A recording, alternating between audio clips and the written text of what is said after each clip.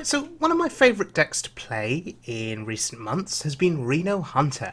A lot of people would argue whether it is competitive or not, but Dane, who is a phenomenal wild mode player, again, you should check out his stream, you should check out his YouTube channel, he seems to find a way to make decks like this work. And Reno Hunter has got progressively stronger over different expansions, so it's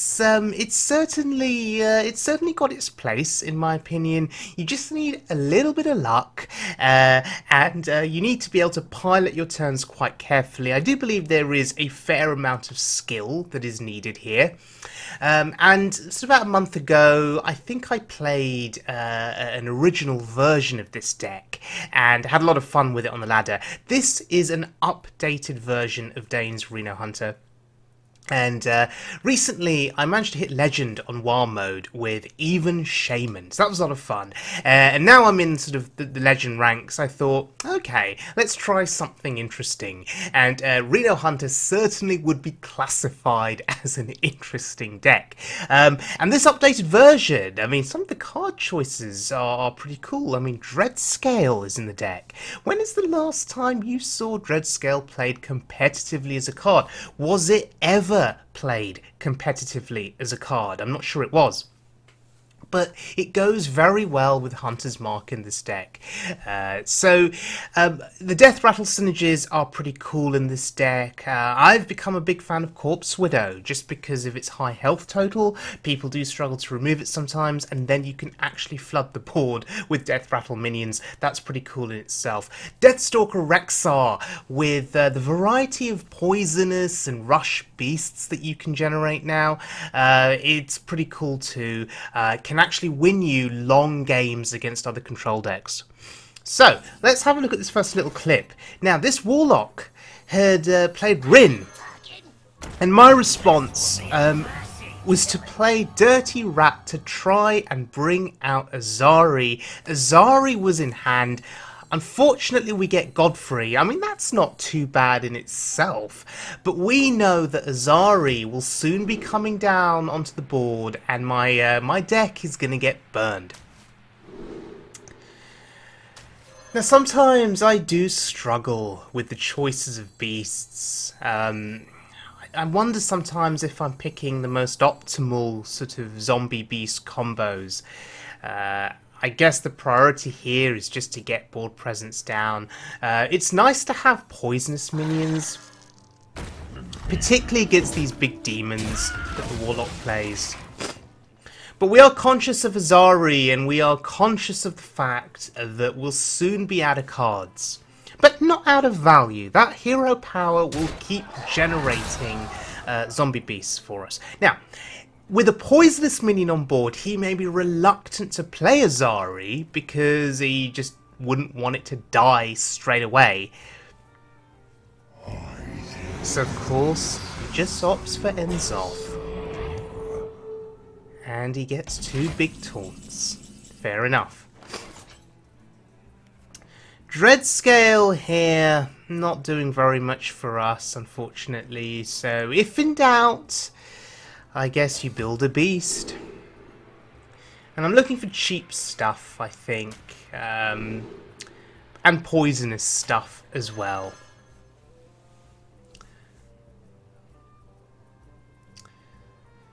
So I guess, well, I mean, I could fit two minions onto this board, but actually Doom Pact is looking quite appealing, considering that Azari is going to burn my deck anyway. I'm happy to Doom Pact here. It's more or less a full board clear. Oh, but there's a Mal'Ganis. That's unfortunate. So, saying goodbye to our deck. But I'm confident that I can still win this game with the hero power. The question is, how does he get through my poisonous minion? Okay, he has Sylvanas. So if he has Sylvanas, you know he's going to find a way to kill her. Yep. So now he gets the poison minion. But he doesn't attack face. Now this is interesting. He's scared of that secret.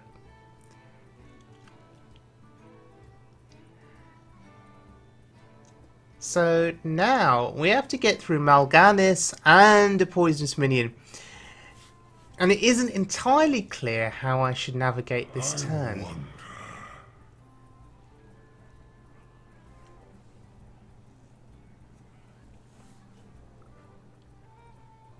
I'm trying to find a way to make Dreadscale work for me here.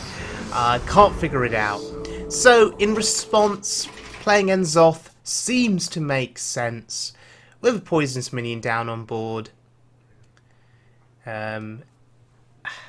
Unfortunately, he's still got that Mal'Ganis active. Okay, he's trading.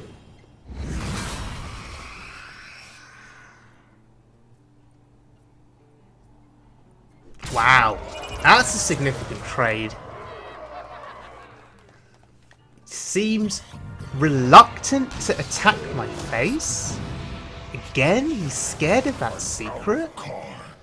So Azari is impactful here, in that it's a 12-12 because of Mal'Ganis, but not nearly as impactful as it could be, because we'd burned most of our cards anyway previously. So again, if in doubt, build a beast. I'm going to take the cheap ones here. These options are really not great for me. They're really not great. But let's look at his health total.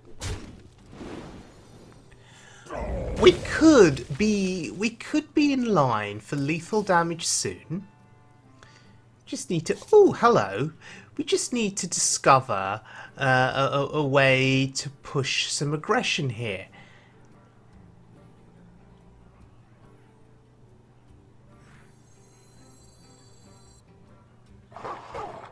I guess I'm gonna need to trade. I'm gonna need to trade with that Mal'Ganis. I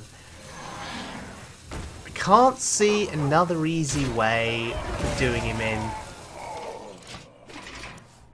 Obliterate is going to be helpful potentially.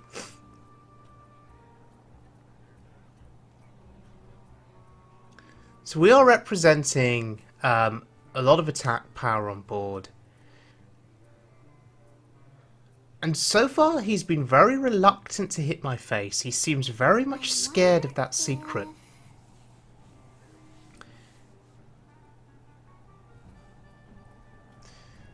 We're not too scared of fatigue because we have Reno Jackson in hand.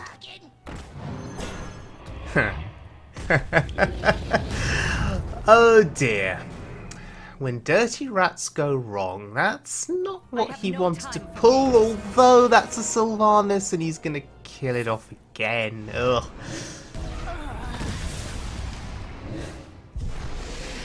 Okay. Steals the poisonous minion. Well, we can punch through this board. We have Obliterate. We have 3 damage. The question is, what is the best way of going about this and ordering this? How much more can we fit into our turn?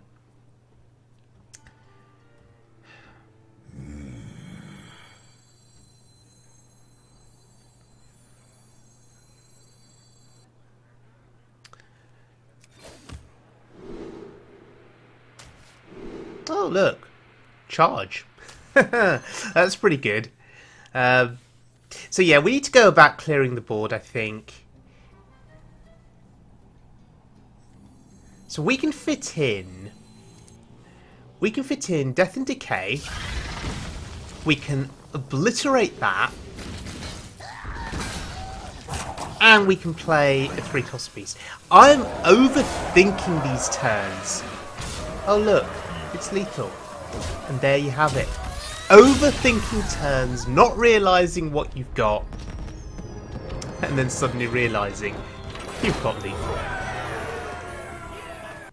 Okay, this next little game is against a hunter who is at legend rank. Now, keeping quick shots. We don't know what kind of a hunter it is. I think quick shot is quite versatile. It could help out. Happy to throw away freezing trap because we do have a mad scientist in the deck.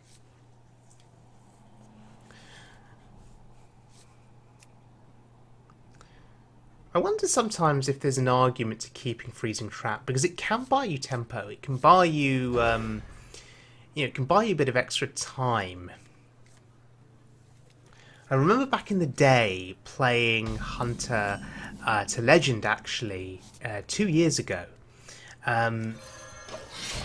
Playing Freezing Trap against a piloted Shredder was one of the best things you could do because piloted Shredder is such a value orientated minion, and often in sort of a mirror match you'd play the Death Rattle Hunter, so in the mirror match you'd have 2 Shredders on board. If you had the Freezing Trap up, your opponent's Shredder returns to hand, yours stays on board, and then you suddenly have the advantage, you gain tempo, and it was often enough to win the game. So yeah, fond memories of Freezing Trap from back in the day. So a slow start for us here, but we've got some options. Oh look, there's the Shredder. There's the Shredder. This beast will not be tamed. Taking mind control tech seems sensible. I think in this kind of a matchup, we're going to be able to get value from it. And stealing 1 minion could make all of the difference.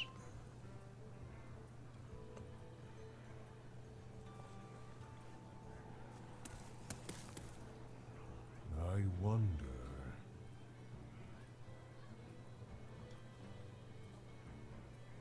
Next turn, it's likely to be a Shredder that comes down.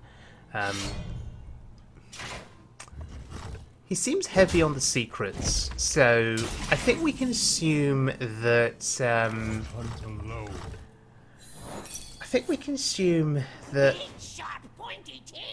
we're going to be seeing a lot of wolves on this board very, very soon.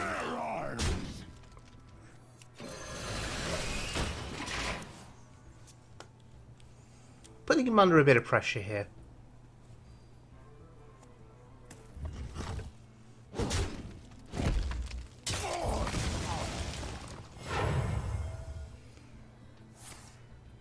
There we go. There are the wolves.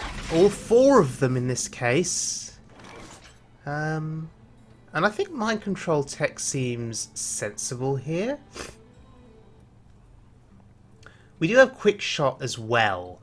The issue though is that secret. Is it cat trick? That is the question. Which is making me slightly reluctant to cast this quick shot. And it is cat trick, sure.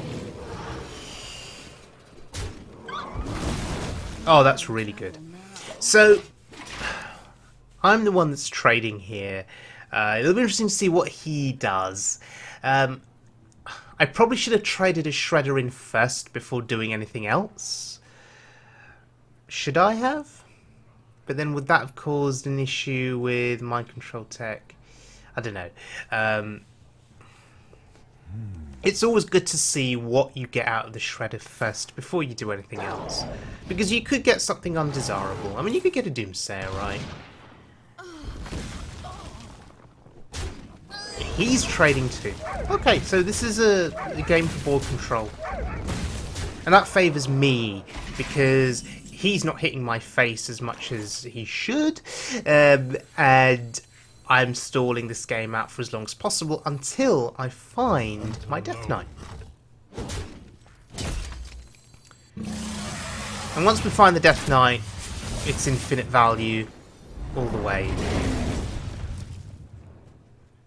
I've committed Dreadscale here. Part of me's thinking, is that a good idea? Is there a situation where we could get better value with Dreadscale? Okay. That's unfortunate. And he's found his Death Knight before us, which means the value is on his side now. It's going to be generating these zombie beasts.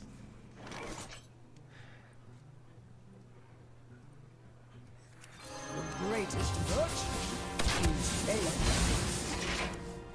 Now, if Umbra sticks on the board, let's assume he generates a zombie beast, plays it. We play Sylvanas next turn, we steal that beast. That's the plan here. We are hoping that he cannot remove Umbra. So I'm taking a gamble, I'm taking a risk, and I'm not usually a player that takes gambles and risks. But let's see what happens. I mean, if I didn't play Umbra, what else was I doing on that turn? I mean, maybe I should have played Umbra and the Freezing Trap, just in case he's got a rush or a charge minion. No, here's a Hunter's Mark. Okay, so there's nothing I could have done there. Freezing Trap would not have helped.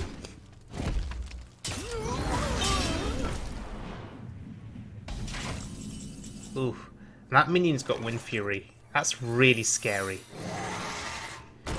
So we need that returned back to hand. We don't want to be taking 10 damage. Now, hopefully, the Corpse Widow is going to stick around for a bit. It's made our Sylvanas cheaper. But we are running out of things to do. We're running out of options. We're running out of choices. The fact that he's got the Death Knight active, it means he's constantly generating zombie beasts, constantly having a choice of things that he can play each turn. Whereas for us, we're just limited to these 3 sad cards in our hand, all of which are effective in their own right. It's just, I'd rather have more options. And I guess that's where Reno Lock is better than Reno Hunter, and Reno Priest, and Reno Mage. You can tap for cards. And there's Yashraj. Oh god.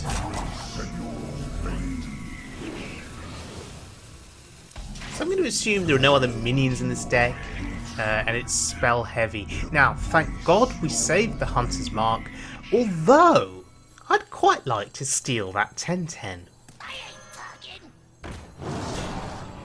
Okay. Of course. Of course. Of course. At least we didn't steal the 1-1 Yashraj, but I mean, is that such a bad thing? The 1-1 Yashraj could bring out something good from our deck. So yeah, okay, we got the worst minion, we got Barnes. Oh well.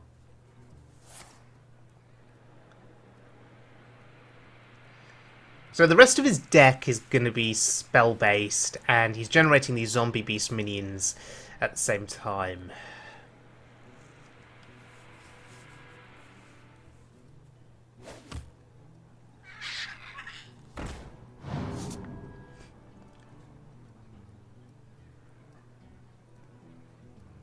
So is he going to try and clear Dirty Rat?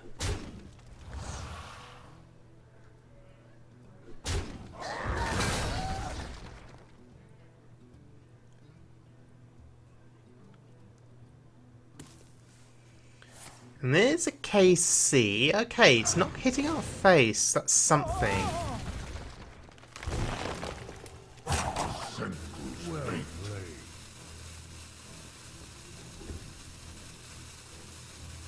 Tracking is going to thin his deck a little. But he's been generating so much value from his hero power here. It's putting us in a bad spot. I have no time for now, I think my priority here is to steal something and get value. And just hope that he doesn't generate a zombie beast that has a silence effect. That's the hope.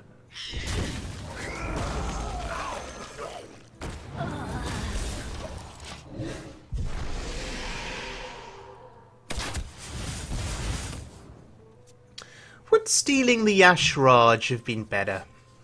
Just to get stuff out of our deck onto the board. I mean, there's a lot of attack power on this board as it is. And he's got to find a way to neutralise this board. But again, this constant generation of zombie beasts, he's going to be finding something at some point that's going to work for him, right?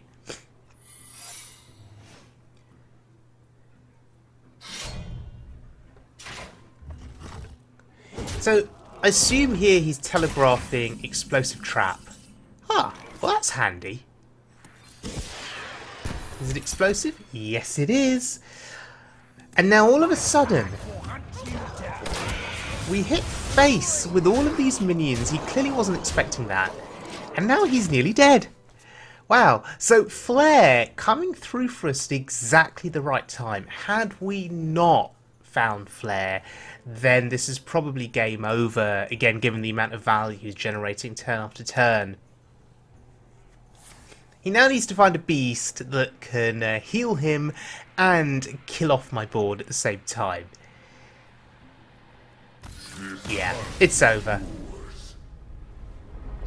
Wow, so Flare winning us the game there. Very, very unexpected. Okay, going up against a mage. Let the hunt begin. Now, it's either going to be some kind of a burn mage with Alan F, or it's going to be Reno mage.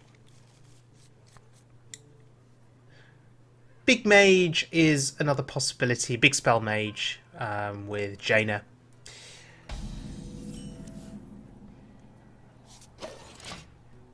Now this is not a bad opening hand. We have a 2 into a 3. That is a Mad Scientist into Animal Companion. That's pretty decent. Actually, now we have our choice of 3 drops. This is unusual for a Reno deck to be so lucky in the early going with a curve. Yeah, it's pretty good. It's not a huffer, but it's a 4/4. It's got good stats, I guess. Excuse me, you are on fire.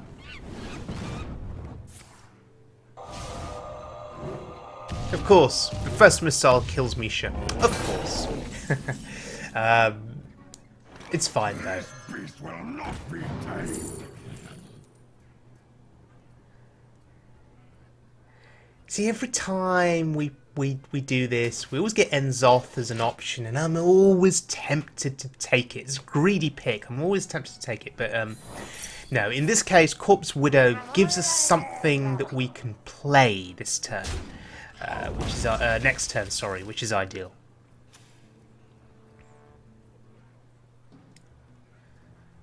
Just keeping the pressure up, keeping a board presence up. That's critical.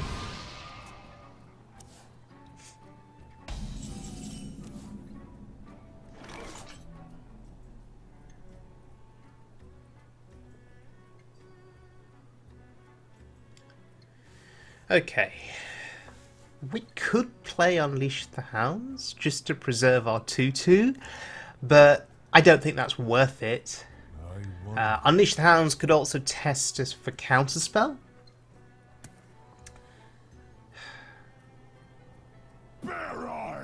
But it's not worth it, right? We play the Corpse Widow, and it lives. Okay, so what we were scared of there was runes, explosive runes, but no, it's not. Our Corpse Widow lives, and he's moused over it, and he's probably thinking, "Ooh, you know, that card looks pretty dangerous, particularly if you're a deck that runs Death Rattle minions." But little does he know, we don't have any Death Rattle minions in our hand at the moment. What we do have, though, is the Death Knight, and killing 2 minions here, this is good value. I mean, we could have waited a little bit longer, maybe got better value, maybe a couple more minions on board to die, but this is good. This helps protect our Corpse Widow. So who knows, maybe we'll draw into a Death Rattle minion that we can actually play. Perhaps.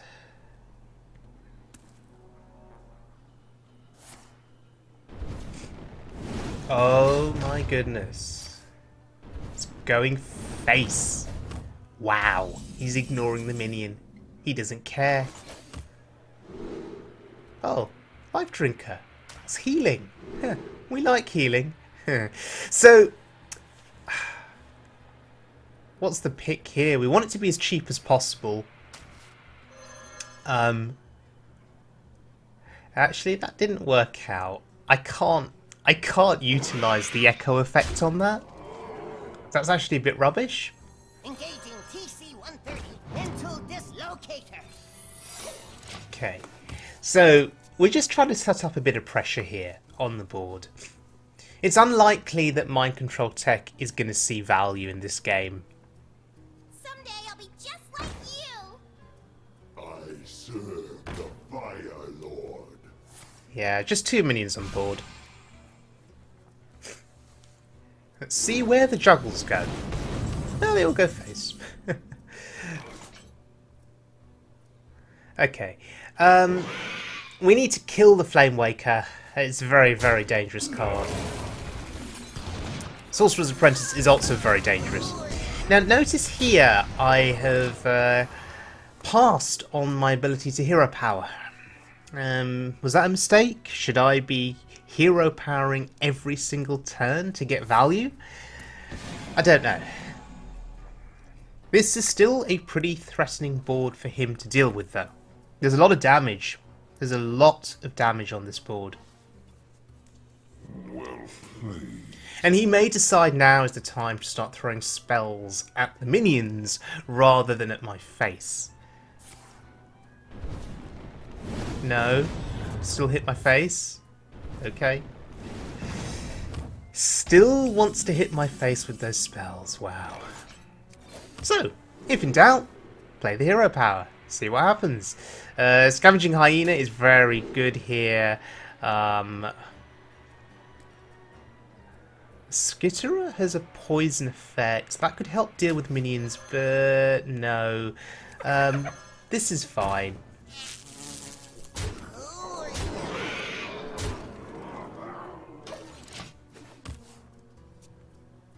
This is fine. This gives us a little bit more attack power on that hyena, which I think is worthwhile. Wow, all the secrets coming down. And I'm going to assume that one of them is Iceblock. This is wild mode, so Iceblock is still a thing. Again, we're going cheap. And none of these beasts are especially tempting. We're not getting great options here. Who are you? Okay, and there's the ice block. So ice block number 1 has been popped. We can always hope and assume that he does not have ice block number 2 in hand. Although, considering his face burning strategy, yeah, he's probably got 2 ice blocks. He probably had 2 ice blocks in hand. Hence why he felt so confident with throwing those spells face. So we can assume that second secret now in play is another ice block. It's what we've got to assume. And once again, I'm looking for some kind of lifesteal effect on a beast. Because I am actually pretty scared now. No, again, not the best options.